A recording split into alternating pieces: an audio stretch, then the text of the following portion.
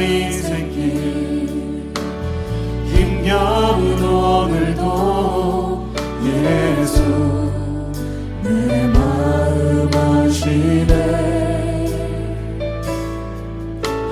지나간 아픔도 마주할 세상도. 기도하겠습니다. 하나님, 이 땅에 가정이 세워지기를 기도드립니다. 깨어진 가정과 위기에 처한 가정, 경제적인 어려움과 관계의 문제로 흔들리는 가정이 많이 있습니다. 많은 가정들이 회복되기를 원합니다. 행복한 믿음의 가정을 많이 세워 주시옵소서. 특별히 하나님의 임재와 능력으로 가득 찬 가정이 되어 사랑의 열매를 맺을 수 있도록 지켜주시기를 원합니다. 분열이 심한 나라에 하나님의 평화를 구합니다. 세대별 갈등, 성별, 지역, 이념의 갈등으로 분열된 나라와 민족이 되었습니다. 복음으로 하나가 되기를 원하고 하나님의 통치로 하나가 되기를 원합니다. 다투고 싸우는 민족이 아니라 한 마음과 한 뜻으로 많은 어려움을 극복해 나아가는 이 나라와 이 민족되게 세워 주시옵소서. 창조 세계에서 하나님을 발견케 하시고 첨단 과학 기술과 지식의 그 이성의 끝에서도 하나님을 발견케 되기를 원합니다. 세상의 첨단의 지식과 신앙이 충돌하지 아니하고 젊은 세대들이 오히려 그 끝에서 하나님의 지혜를 깨닫는 그런 은혜가 있기를 원합니다. 세상의 전쟁이 확전의 조짐을 보이고 있습니다. 전쟁과 다툼보다 평화와 선한 일에 힘을 쏟는 그런 나라와 민족에게 은혜 더하여 주시옵소서. 정치인들이 민생에 집중하여 협치를 하고 나라의 경제와 정치가 안정되기를 원합니다. 일자리와 가정을 안정케 하나님께서 이 나라를 축복하여 주시옵소서. 다음 세대와 청년의 세대가 믿음을 잃지 아니하고 복음의 은혜로 돌아설 수 있기를 원합니다. 그들의 신앙이 부흥하기를 원합니다.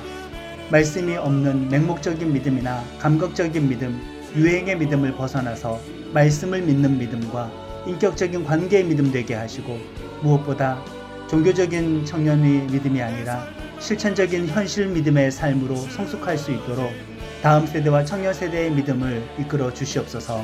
이 예배도 하나님께서 받아주실 줄로 믿습니다. 예수님의 이름으로 기도드립니다. 아멘.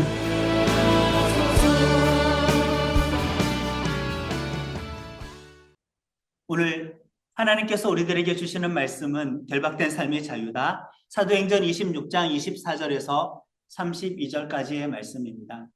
교독하고 마지막 절을 함께 봉독합니다.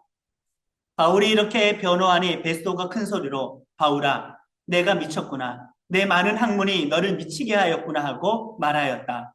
그때 바울이 대답하였다. 베스도 총독님, 나는 미치지 않았습니다. 나는 맑은 정신으로 참말을 하고 있습니다. 임금님께서는 이 일을 잘 알고 계시므로 내가 임금님께 거리낌 없이 말씀드리고 있는 것입니다. 이것은 어느 한 구석에서 일어난 일이 아니므로 임금님께서는 그 어느 사실 하나라도 모르실 리가 없다고 생각합니다.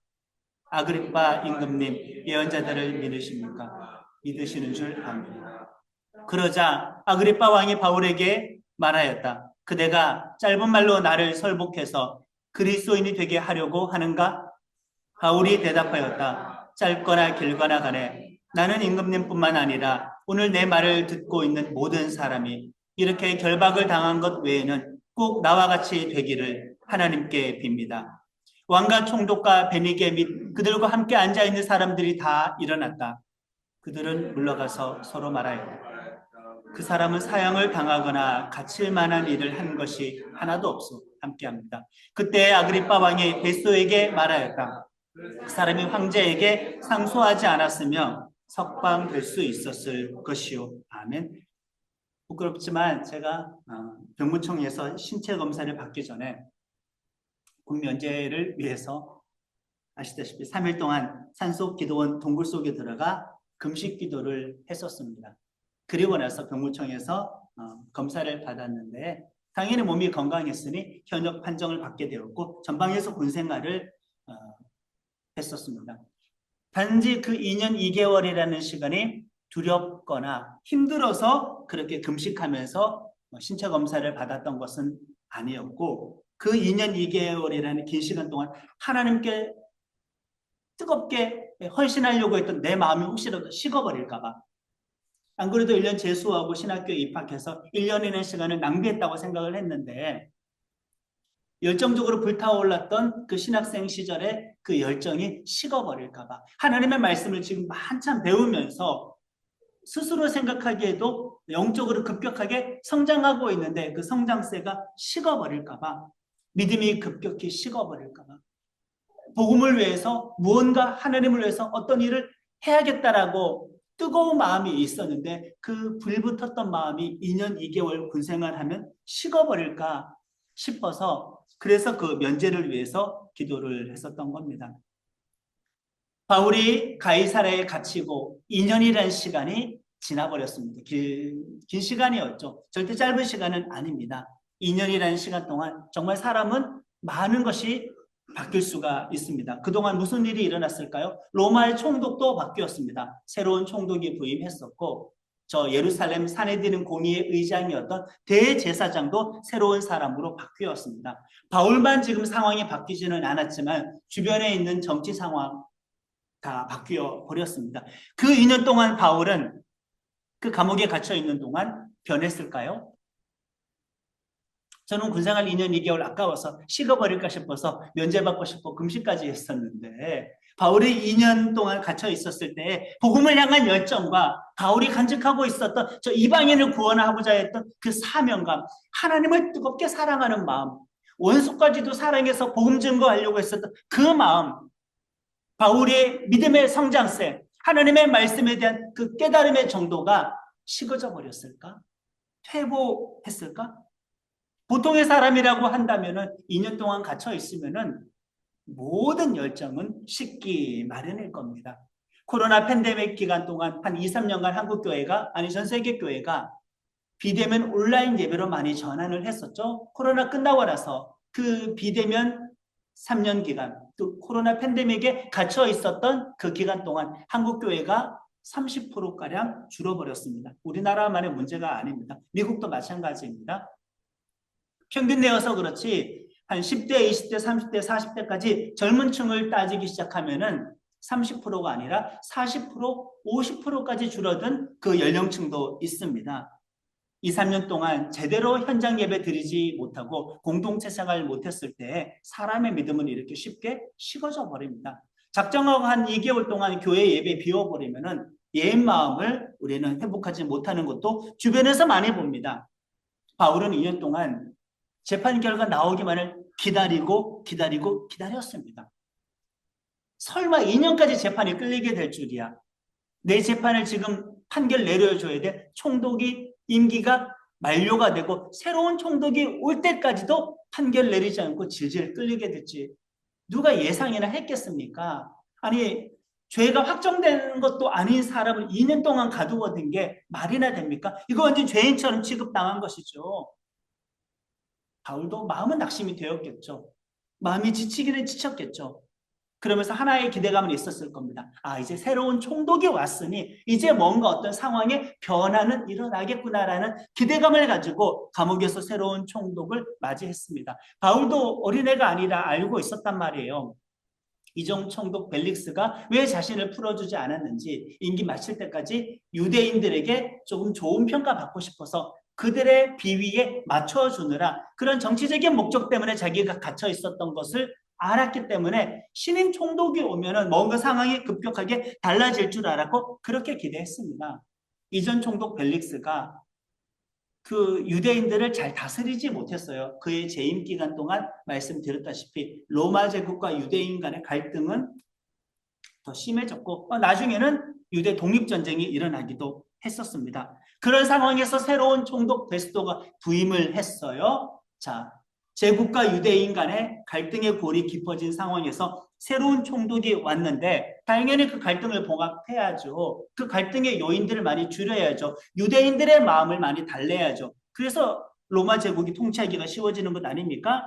그래서 새롭게 부임한 이 베스도 로마 총독은 실제로 재임 기간 동안 유대인들의 편을 많이 들어줍니다. 혹시 이들이 로마 제국과 갈등이 있었을 때 누군가는 좀 강력하게 탄압하기를 원했지만은 황제에게 편지를 써서 잘 설득을 내서 유대인들이 원하는 방향으로 나름대로 잘 다스리려고 했으니 이 신임 총독 베스도의 성향을 아시겠죠? 바울 편을 들겠습니까? 저 예루살렘에 있는 대제사장을 비롯한 산헤드린 공회, 그 종교 지도자 편을 들겠습니까?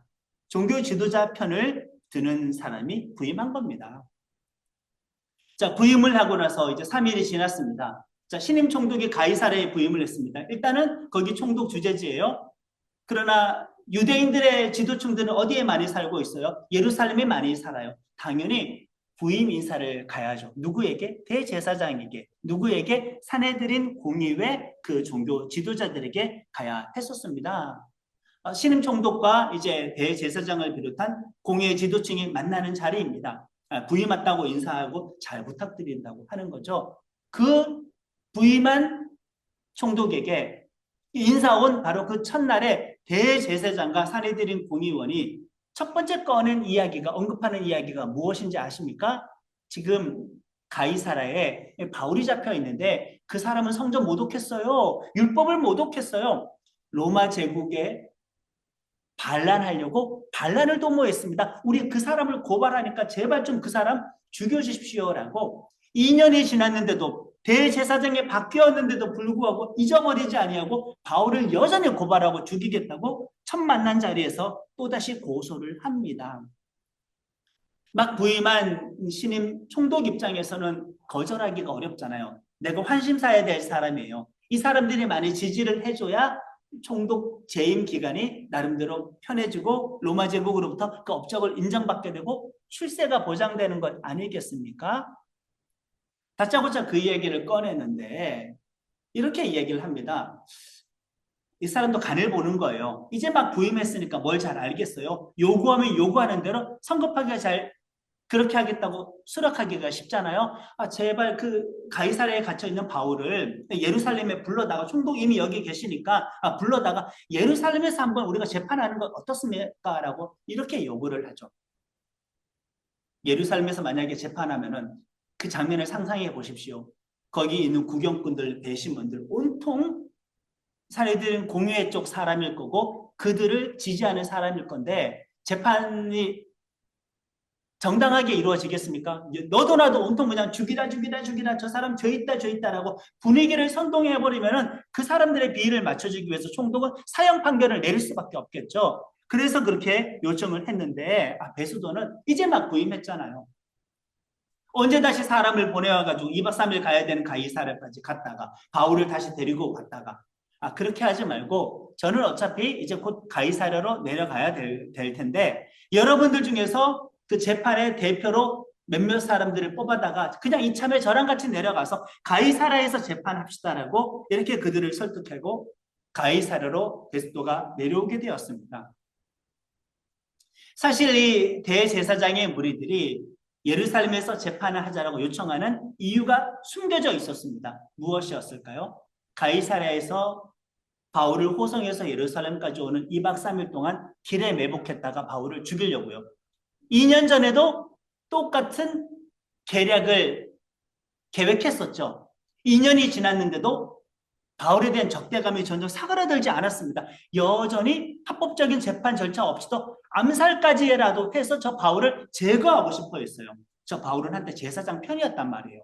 내 편에서 공문까지 받아가지고 예수쟁이들 핍박하는데 앞장섰던 사람이 나의 적대자가 되었어요. 근데 저 바울은 율법 교리의 허점도 잘 알아요. 유대교 교리의 허점도 잘 알아요. 그런 바울이 설교를 해버리니까 유대교 교인들이 반박하지 못하고 개종하는 사태가 많이 일어났단 말이에요. 정말 눈에 가시와 같은 존재였어요. 바울을 꼭 죽이고 싶어 했습니다. 그래서 이송을 요청했는데 일단 그것은 베스도가 거절을 하고 지금 가이사랴로 내려와서 산헤드린 공의회 대표 몇 명과 자기와 함께 이 재판을 또다시 재개를 합니다. 바울은 오래 기다렸습니다. 2년을 기다려서 재개가 된 재판입니다. 여러분들도 기대감 가지지 않겠습니까? 사람이 구속되어 있는 상태에서 2년이라고 한다면 바울은 신은 아닙니다. 우리가 바울을 그렇게 영웅으로 묘사할 필요 없습니다. 바울의 장점에 대해서 배울 건 배우지만 그도 인간이에요. 감정이 많이 상했겠죠. 낙심이 될 것입니다. 얼마나 많은 희망을 반복적으로 품었다가 꺾였을까. 2년이나 됐는데 아무런 상황이 변하지 않았고 이제 긴 기다림 끝에 재판이 재개가 되었으니 바울의 기대감은 기다림에 대한 보상도 사실 기대하지 않겠습니까? 2년 동안 내가 인내하면서 감옥에서 할 수 있는 대로 하나님의 사역을 했단 말이에요. 면회 오는 사람 말씀 가르쳐 주었고 문서 사역했단 말이에요. 그곳에서도 제자 훈련했었고 선교사들을 양육했단 말이에요. 그곳에서도 가이사라에 있는 교회에 하나님의 말씀, 복음의 비밀에 대해서 많이 깨우쳐 줬단 말이에요. 나름대로 2년의 최선을 다했기 때문에 그 2년의 기다림 끝에 재판이 재개가 되었을 때는 뭔가 급격한 어떤 반전이 있을 거라고 보상을 기대하지 않겠습니까? 그럼에도 불구하고 신임 총독 베스도와 이제 대표들이 와서 재판을 하는데 똑같습니다. 고발 내용은 성전 모독했습니다. 율법을 모독했습니다. 로마 제국의 반란을 도모했습니다. 바울은 당연히 변론을 했죠. 근데 고발 내용에 대해서 그쪽은 여전히 2년 전과 마찬가지로 아무런 증거도 증인도 제시하지를 못했습니다. 상황은 달라지지 않았습니다. 이제 그러면 석방이라는 말이 나와야 되잖아요. 2년 전과 고발 내용과 똑같은데 여전히 증거도 없어요. 증인도 없어요. 그럼 석방이라는 말이 나와야 되잖아요. 근데 신임 총독 베스도 입장에서는 전임자 벨릭스가 여기 로마 제국의 통치를 조금 망쳐버렸기 때문에 유대인들이 민심이 흉흉해요. 잘못하다가 반란이라도 일으켰다면은 총리는 그냥 총독은 그냥 뭐같이 날아가는 겁니다. 내 재임 기간에 만약에 독립전쟁이 일어나면은 총독이 날아가는 거죠. 그냥 들어보니까 무죄 선고하면 되었을 상황인데도 불구하고 한 번 또 떠보는 겁니다. 바울, 그냥 여기서 재판받지 말고 사건 현장에 한번 가는 거 어떨까? 정말 그런 사건이 일어났던 예루살렘에 가서 재판받는 것은 어때? 라고 바울에게 물어보는데 이거 물어보는 것은 예루살렘에서 그렇게 재판받기를 원했던 대제사장과 그 종교 지도자들에게 환심을 사기 위해서 그들 마음에 좋게 들리도록 그 말을 한 건데 바울이 그 속을 왜 몰랐을까요? 가면은 가는 도중에 죽을 수도 있고 가면은 진짜 내가 정당한 재판받지 못한다는 거 바울이 알고 있었습니다. 바울의 모습을 보면서 예수님의 모습이 겹쳐 보이지 않습니까? 죄인이 아닌데 죄인 취급받았고 억울하게 증거가 없고 증인이 없는데 불법적인 재판이 자꾸 진행되는 이런 바울의 모든 모습은 지금 예수님의 모습과 아주 많이 닮아 있습니다. 그 말까지 하니까 새로운 총독에게 기대를 가졌었는데 그 기대가 무너졌습니다. 다를 바 없다. 나를 이들에게 넘기려고 하는구나. 유대인들 눈치를 보고 있구나. 로마 시민권자였던 바울은 더 이상 공정한 재판 받기가 어렵다는 판단이 들어서 본인이 가지고 있었던 로마 시민권자의 권리로 이제 공식적으로 그 총독에게 나는 로마 시민권자라서 황제에게 재판받을 것을 정식으로 요청하는 바입니다라고 해버립니다. 그러면 총독은 수용할 수밖에 없어요. 이렇게 되면 또다시 구류 기간은 늘어납니다. 2, 3년 더 늘어납니다. 로마 제국에서 황제에게 재판받으러 온 사람이 얼마나 많이 있습니까? 대기하는 사람들도 있단 말이에요. 그냥 가는 것도 몇 주, 몇 달. 거기서 대기하는 것도 몇 년에 걸릴 수 있는데 어쩔 수가 없었습니다. 지금 이 상황이 더 안 좋은 상황으로 흘러가는 겁니까? 아니면은 그럼에도 불구하고 여전히 하나님의 뜻은 진행되고 있습니까? 자, 인간적인 눈으로 볼 때에는 2년의 기다림이 지금 허탈해졌습니다. 재판 재개했는데 안 풀어줍니다. 그리고 자꾸 나를 저들에게 넘기려고 하는 베스도의 그 의도가 보입니다. 그래서 어쩔 수 없이 황제에게 상소를 했습니다. 이제는 몇 년 더 구류가 되어 있어야만 합니다. 상황이 지금 안 좋게 흘러가는 겁니까? 인간적인 눈으로 보면 그렇죠. 그러나 2년 전에 무슨 사건이 있었는지 한번 기억을 더듬어 보시기 바랍니다. 맨 처음 예루살렘에서 성전 소동이 일어나 체포되었을 때 성전 옆에 있었던 로마군의 감옥에 갇혀서 하룻밤을 지내었잖아요. 그때 예수님이 나타나셔서 뭐라고 바울에게 이야기했어요? 너가 예루살렘에서 나를 증거한 것처럼 로마에서도 나를 증거해야 할 것이니 담대해라, 용기를 가져라, 그 말을 했어요. 그러니까 지금 재판이 자꾸 늘어지고 좌절되고 기대가 산산조각이 나고 구류기간, 억류기간 길어지고 로마까지 가서 또다시 몇 년 동안 잠재적인 범죄인의 신분으로 재판을 대기해야 되는 것, 재판을 받아야 되는 이 상황은 지금 잘못된 상황으로 흘러가는 것이 아니라 로마에 가게 되리라는 그 예수님의 말씀이 이런 방식으로 이루어지고 있는 것이니 지금 바울은 하나님으로부터 전혀 거절당하고 있는 것이 아닙니다. 버려지고 있는 것이 아닙니다. 완벽하게 하나님으로부터 지금 용납을 받고 있으며 철저하게 하나님의 계획에 인도를 받고 있는 것 우리는 알 수가 있습니다. 물론 바울의 상상은 저것이었겠죠. 아, 로마에 가서 내가 예수님을 증거해야 되는구나. 일반적으로 내가 1차, 2차, 3차 선교 여행 떠났던 것처럼 그런 자유의 몸이 되어서 선교 여행을 다녀오듯이 자유롭게 된 상태에서 로마를 가겠구나. 로마에 가는 것이 하나님의 뜻이지 하나님의 뜻이 이루어지는 방법은 내가 원하는 방법이 아닐 수가 있다. 우리 지체들에게 각 사람마다 하나님의 목적이 있고 계획이 있죠. 부르심이 있습니다. 그런데 그 부르심은 반드시 이루어져요. 그러나 이루어지는 방법과 시간은 내가 원하는 시간은 아니고 내가 원하는 방법은 아닐 수가 있어요. 그렇다고 하여서 내가 하나님께 버림받았나? 버림받지 않았다. 하나님의 계획은 꺾여졌나? 하나님 날 향한 계획이 좌절인가? 실패인가? 결코 그렇지 않다라는 겁니다. 죄인의 신분으로 로마까지 가게 되었습니다. 바울은 계속 갇혀있는 신분이 유지가 된 겁니다. 이걸 알아야 되죠. 그러나 하나님은 갇혀 계시지 않아요. 바울은 지금 자유롭게 활동을 할 수는 없고 제약을 받습니다. 그러나 하나님은 제약을 받지 않습니다. 바울은 갇혀있고 제약을 받음에도 불구하고 하나님 안에서 바울은 자유합니다. 왜? 바울을 향한 하나님의 계획은 지금 계속 진행이 되고 있어요. 누군가를 향하여 하나님의 계획이 진행이 되고 있으면 그 사람은 갇혀있어도 결박당한 상태가 아니라 자유한 거죠. 진리 안에서 자유한 거죠. 지금 계획이 진행되고 있잖아요. 일이 이루어지고 있잖아요. 자유한 것입니다. 신임 로마 총독 부임했다고 이제 그 다음 날이 되어서 며칠이 지나서 로마 총독에게 어쨌든 이렇게 재판은 끝나버렸습니다. 황제에게 상소를 했으니 판결 내릴 수 없어요. 총독의 손을 떠났습니다.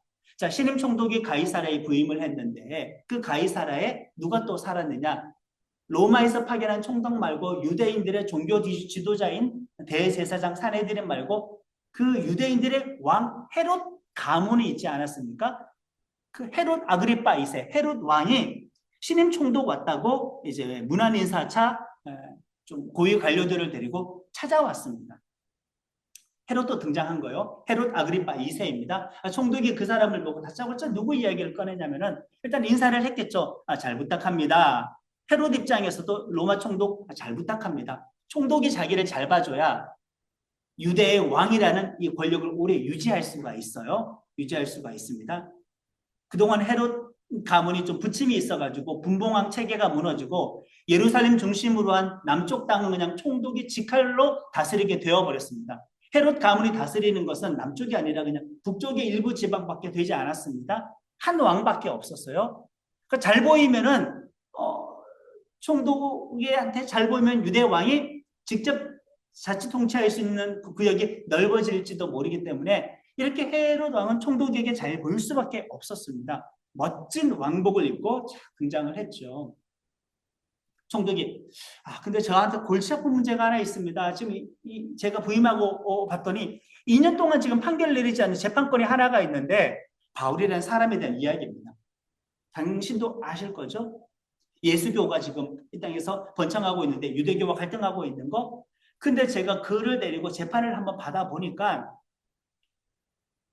딱히 사형시킬 만한 죄가 없는 겁니다. 자기들 종교의 문제이고 그냥 예수라는 사람이 죽었다가 부활하는 거 그거를 증거하는 문제이지 로마 제국에 대한 반란죄가 성립이 안 되었는데 그런데 한쪽에서는 계속 죽이자고 하고 죽일 만한 죄를 찾지는 못하겠고 근데 그 사람이 로마 시민권자가 아니겠습니까?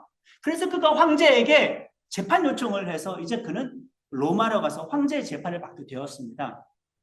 근데 잠정적인 죄수를 보내려면은 어떤 혐의로 고발당했는지 그 내용을 정리해야 되는데 당신 마침 왔으니까 유대의 왕이니까 우리 그냥 당신도 나와 함께 내일 바울을 신문을 한번 해봤으면 좋겠어요. 그 혐의건에 대해서 좀 더 정리를 했으면 좋겠습니다. 라고 하니 당연히 헤롯 왕도 거기에 동의를 했습니다. 그래서 이제 총독과 더불어 헤롯 왕 앞에 헤롯 아그리파 2세 앞에서 신문을 받습니다. 자, 이 바울의 모습은 또 누구를 닮아 있습니까?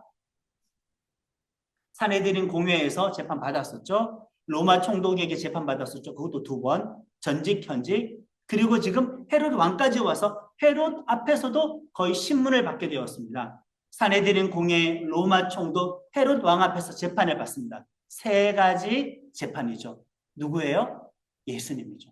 예수님께서 십자가에 돌아가시기 전에 먼저 공회에서 재판받았죠. 그리고 총독에게 넘겼죠. 재판받았죠. 혐의가 없어서 헤롯 왕에게 보내었죠. 재판받았죠. 혐의가 없어서 다시 총독에게 보내었죠. 그래서 그 총독은 사형 판결을 내렸죠. 지금 바울의 모든 동선과 경험하고 있는 사건들은 인간적인 눈으로 볼 때에는 비참하고 처참한 상황으로 흘러가는데 오히려 그 모습이 예수님을 닮아가고 있더라. 예수님의 삶의 방식을 따르고 있더라. 이거 누가 지금 승리하고 있는 건가? 바울을 억압하는 사람이 지금 승리자의 위치에 있나? 아니죠. 억압당하고 있는 바울이 오히려 예수님을 닮아가고 있으니 바울이 지금 승리자의 길을 걸어가고 있습니다. 바울의 모습은 하나님으로부터 절대 잊혀지지 않았다. 하나님은 버리지도 않았다. 완전히 바울은 지금 하나님의 뜻 안에 있습니다. 자, 이제 헤롯을 맞서게 되었습니다. 다행히 그래도 이 헤롯은 유대교 신앙이 어느 정도는 있는 사람이에요. 그 말은 유대인들의 성경인 우리가 지금 구약이라고 말을 하고 있는 그 경전에 대한 이해가 있고 지식이 있어요. 그래서 말씀을 근거로 헤롯 왕을 잘 설득하면 되는 겁니다. 바울이 그 전에 회당에서 유대인들을 전도할 때 말씀을 근거로 했어요. 근데 때마침 이 헤롯 왕은 유대교 신앙이 있었어요. 선지자들의 말을 알고 있었습니다. 그래서 임금님, 저는 유대인 중에 유대인입니다. 저 바리새파입니다. 그것도 대단한 사람의 문화에서 말씀 양육 정말 잘 받았습니다. 당신도 선지자들의 말 구약 성경 믿으시는 줄 알고 있습니다. 근데 제가 믿는 그 예수님이 그 구약 성경에서 예언하고 있는 바로 그 메시아입니다. 그가 죽었다고 부활하는 것에 대해서 나는 증언할 뿐인데 그거 가지고 저 유대의 종교 지도자들이 저를 잡아 죽이려고 합니다. 당신이 믿고 있는 그 구약 성경과 내가 믿고 있는 예수님은 다르지 않습니다. 이 예수님이 당신이 믿고 있는 선지자의 그 글들을 성취하는 분입니다라고 헤롯 왕의 유대교 신앙을 기독교로 연결하려고 설득을 하려고 합니다. 여기까지 말하려고 끝내었으면 바울이 아니잖아요. 바울은 꼭 여기서 자기 회심 간증을 합니다. 재판장의 분위기를 예상해 보세요. 여기는 그냥 이성적인 말이 오고 가야 됩니다. 합리적인 말이, 논리적인 말이 오고 가야 됩니다. 그 사람들의 비유를 건드려서는 안 됩니다. 그냥 거기까지 할 말을 딱 끝냈으면 딱 좋았는데 사도행전은 사도 바울의 회심 사건이 총 3번 등장합니다. 9장에 실제 그 회심 사건 한번 등장하고 22장에 2번째 등장하고 26장에 3번째 등장하는데 2번째, 3번째 바울의 이 간증 고백은 재판장에서 자기를 변호할 때 한 고백이었어요. 재판의 자리에서조차도 복음 증거하는 거죠. 어떤 한 사건에 대해서 3번 고백했다라는 그 말은 바울의 모든 정체성의 중심이 회심 사건이었다 이거예요. 자기가 죄 용서받은 그 사건이 바울의 모든 삶의 동력의 근본 이유였기 때문에 3번이나 사도행전에 기록이 되어 있는데 이것도 사실 예수님을 닮아 있습니다. 예수님이 예루살렘으로 여행을 떠나셨을 때 저 갈릴리에서 예루살렘까지 가는 그 여행기에서 당신 자신이 예루살렘에 가면 죽겠으나 3일 만에 부활한다. 몇 번 예언하신지 아십니까? 3번 예언하셨습니다. 3번 강조한 거는 핵심이에요. 중요한 진리입니다. 그 말은 예수님에게 있어서 가장 중요한 것은 십자가에서 죽은 것과 부활이죠. 죽음과 부활이 핵심이죠. 바울도 자기의 신앙 고백 간증이 여기 3번 기록이 되어 있는데 예수님에게 있어서는 당신 자신의 죽음과 부활이 중요한 사건이면은 바울은 그 예수님 만나서 회심한 사건이 인생에 있어서 가장 중요한 사건이기 때문에 재판 자리에서마다 이렇게 언급을 하고 있습니다. 우리 성도님들의 인생에서 가장 중요한 사건은 무엇입니까? 여러분들의 정체성을 형성하고 있는, 여러분들의 가치관을 형성하고 있는 그 근본 뼈대, 그 근원은 무슨 사건입니까? 나의 감정과 이성과 행동의 결정의 모든 체계의 저 뿌리에는 무엇이 중심입니까?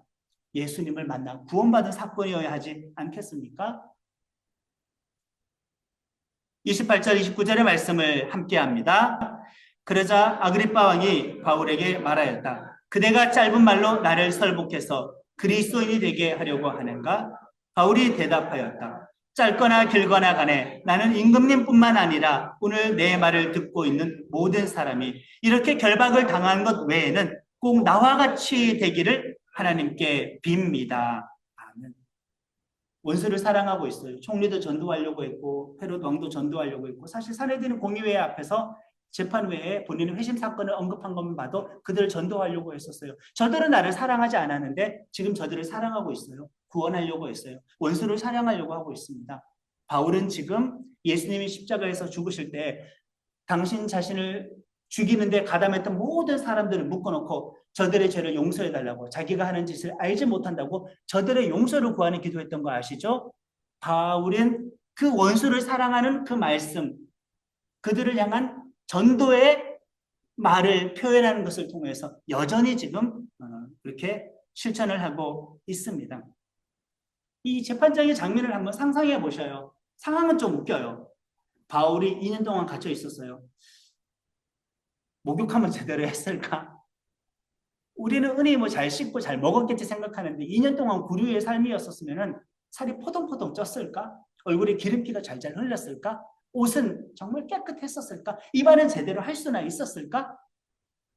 그러나 지금 바울을 상대하고 있는 사람들은 총독이라는 어떤 관직의 공식 복장을 입고 온 사람이었었고, 왕의 옷을 입고 온 헤롯 왕이었고, 그다음 고관 대작들이 다 귀족들의 옷을 입고 그 자리에 왔는데, 한 사람 바울은 2년 동안 초췌한 모습으로 갇혀 있다가 지금 나와서 재판을 받고 있습니다. 그 상황을 멀리서 제3자가 본다면 바울은 당연히 패배자이고 이 사람들은 승리자이다. 바울은 지금 자유를 잃어버린 사람이고 이 사람들은 세상적으로 성공한 사람들이, 이 사람이 진짜 자연스러운 사람, 자유한 사람이다. 그러나 하나님의 시각은 다르죠.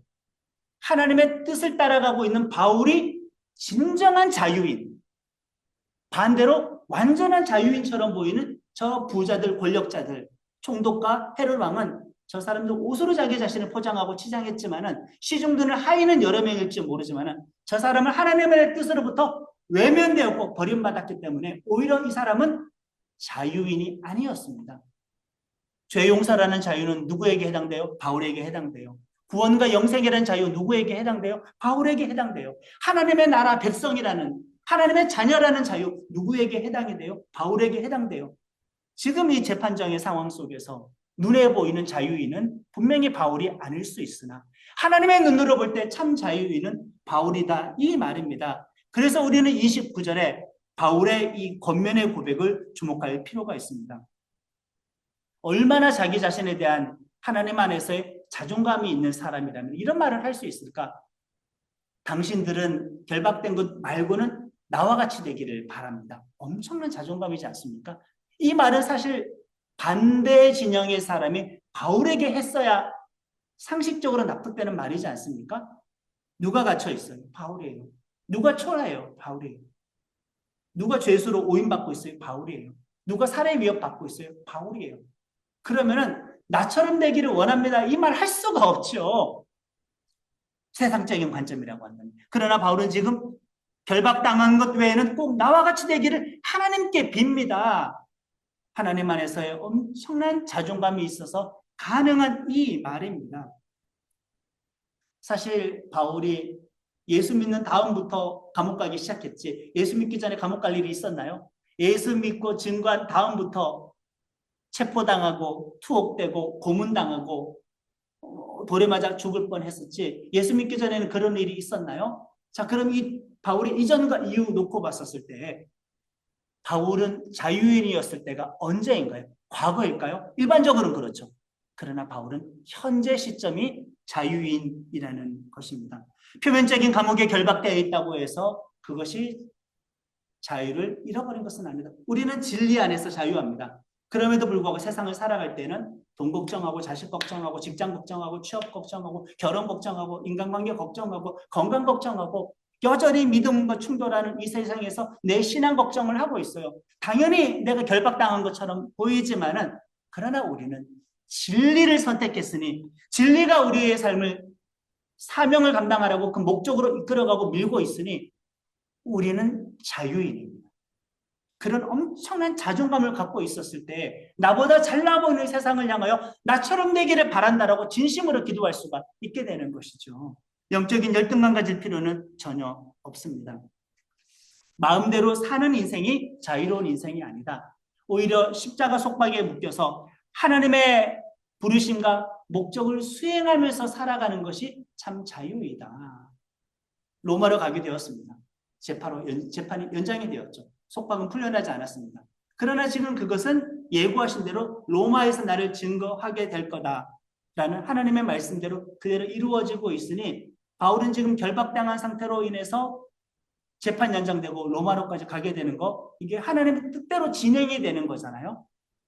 무엇이 자유일까? 또 하나님의 뜻대로 이루어지는 것이 자유이다. 그러나 그 뜻대로 이루어지는 방식은 내가 원하거나 편애하는 방식은 아닐 수 있다. 그럼에도 불구하고 바울은 지금 자유롭다. 오히려 하나님의 부르심을 모르고 살아가는 사람들, 목적이 이끄는 삶을 살아가지 못하는 사람들은 인간적인 눈으로 자유롭다고 해도 그 사람은 지금 죄에 속박당하여 있고 악에 속박당하여 있고 심판과 사망에 속박당하여 있고 저 원수의 세력 가운데 속박당하여 있으니 그들은 결코 자유롭지 못한 것입니다. 자유를 원하십니까? 그렇다면 하나님의 뜻과 목적 사명에 결박된 삶을 살아가시기를 바랍니다. 그렇게 사는 것이 자유이다. 참 모순이고 역설이고 아이러니죠. 나는 교회 지체들 그 자유인으로 살아가기를 예수님의 이름으로 축복합니다. 아멘. 고단한 인생길 힘겨운 오늘도 예수 내 마음 아시네. 지나간 아픔도 마주할 세상도 예수 내 마음 아시네. 믿음의 눈 들어 주를 보니 이 또한 지나가리라.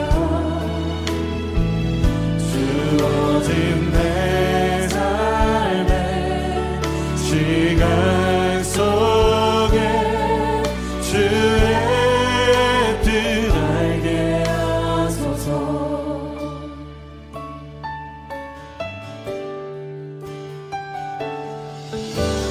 하루를 살아도 기쁨